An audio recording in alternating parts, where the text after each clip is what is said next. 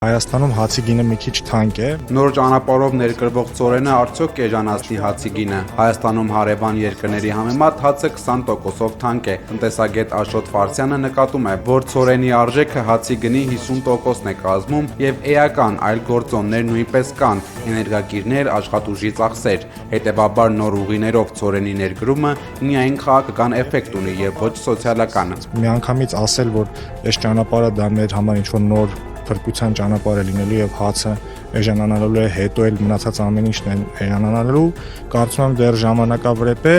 իսկ այս պահին տպավորությունը այնպեսին է, որ ուղղակի այդ առաքումը անում են, որպեսզի ցույց տան, որ ապաշրջապակումը սկսել է։ Վերլուծաբանները հիշեցնում են, որ հայկական Արցախից Հայաստան տարեկան 100,000 տոննա հացահատիկ էր ներկրվում։ Մեր երկիրը մեկ տարում սպառում է մինչև 350,000 տոննա ցորեն։ Հետևաբար Արցախի հանձնումը մեծ հարված է նաև մեր պարենային անվտանգությանը, եւ այժմ Հայաստանը ստիպված է այլ ճանապարհներ փնտրել, այդ թվում Ադրբեջանով հացահատիկ ներկրելու համար։